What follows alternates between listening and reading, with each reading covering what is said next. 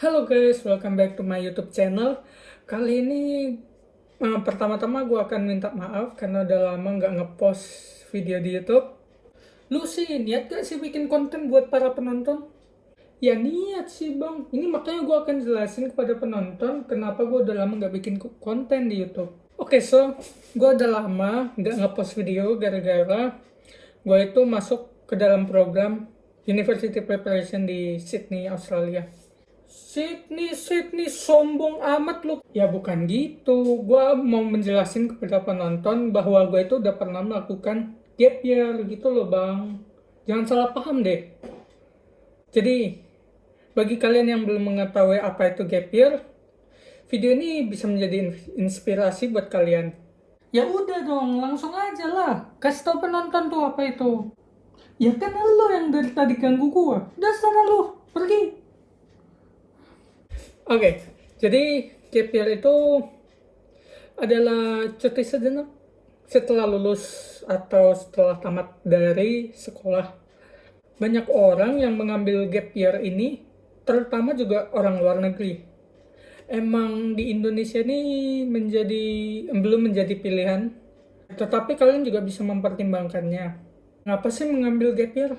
Kenapa sih cuti cuti sejenak setelah sekolah? Kenapa sih? Kenapa nggak langsung kuliah aja kan?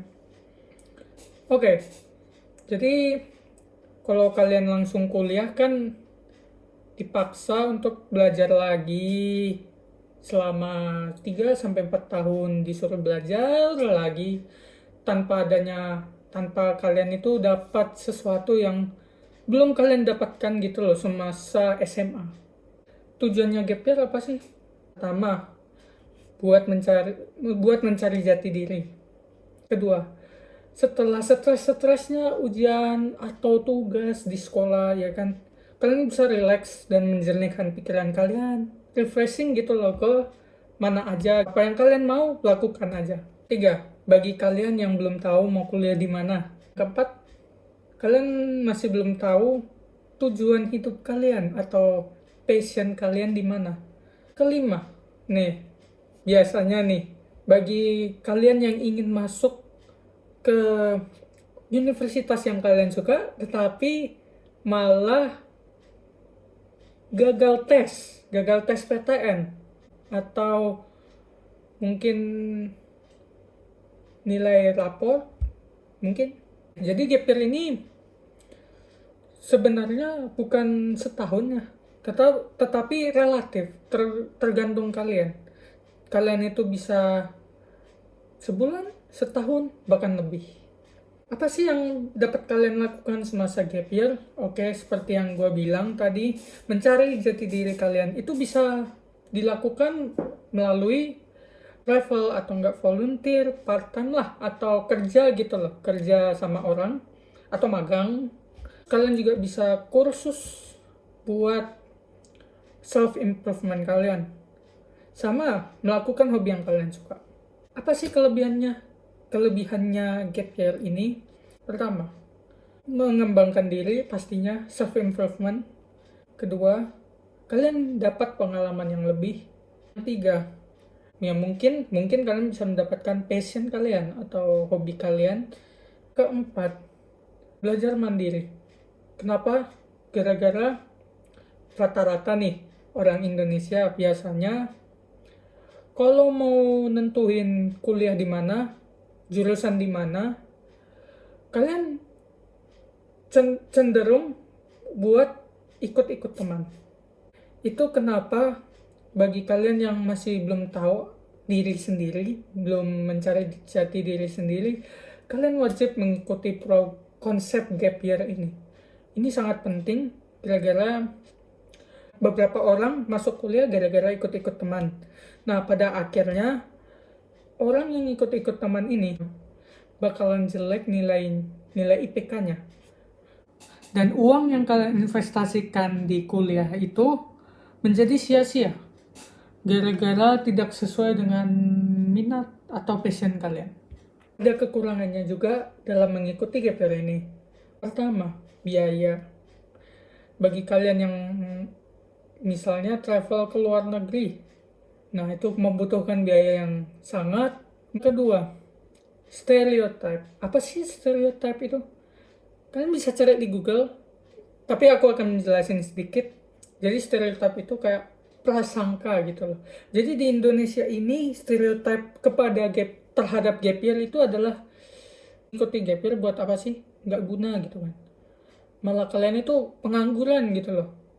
Terus yang ketiga adalah teman seangkatan kalian, teman yang dekat bakalan menjadi kakak kelas kalian.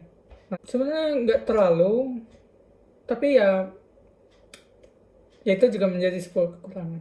Keempat adalah begitu kalian menemukan hobi kalian atau passion kalian, kalian itu bakalan malas untuk melanjutkan kuliah. Pendapatku ya, gap year ini memiliki positif dan negatif. Aku udah pernah coba gap year ini, ya yang tadi yang aku bilang di awal, kalau aku mengikuti university preparation. Nah, university preparation juga sama dengan gap year, kan gue juga travel gitu loh. Apakah worth it? Oke, emang pengeluarannya itu mengerikan sekali, kira-kira apalagi gue ya, pengalaman gue kan ke Sydney, terus satu porsi makanan bisa sampai 100.000. Kalau di Indonesia belum tentu satu porsi makanan itu 100.000 standarnya, biasanya kan sekitar 20 sampai 50.000. Emang sih capek juga, emang capek secara fisik maupun mental, gara-gara kalian harus ya beli tiket pesawat lagi atau ngurus visa. Itu yang paling malas menurutku. Aku merasakan bahwa setelah aku melakukan gap year ini, gue menjadi malas buat melanjut kuliah. Malah gue kepikiran untuk melanjutkan hobi gue. Tapi ya menurutku worth it juga gap year.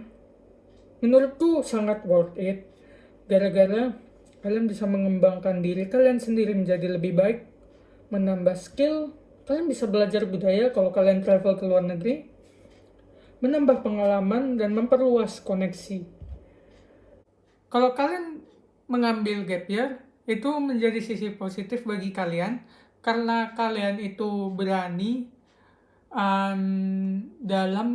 keluar dari zona nyaman atau comfort zone, dan juga menjadi lebih mandiri. Kalian juga tidak harus travel ke luar negeri, bisa juga di kota kalian ikut magang atau pergilah keluar untuk mencari pekerjaan juga bisa, atau ikut kursus yang kalian suka. Misalnya nih, kalian suka melukis, nah ikuti aja kursus melukis. Atau enggak, bagi kalian yang ingin kuliah di luar negeri, misalnya di Australia, kalian bisa les Inggris. Nah, jadi sebelum ikut gap year ini, pastikan kalian itu riset dulu yang banyak. Apakah ini menjadi tujuan kalian? Rencanakan dari jauh hari dulu sebelum kalian tamat sekolah, dan bersiaplah secara fisik dan mental karena kalian dipaksa untuk keluar dari zona nyaman. Dan bagi kalian yang travel ke luar negeri, pastinya culture shock. Ya, culture shock itu kalian itu shock akan perbedaan budaya. Oke, so segitu aja video dari saya. Semoga bermanfaat. Bye bye.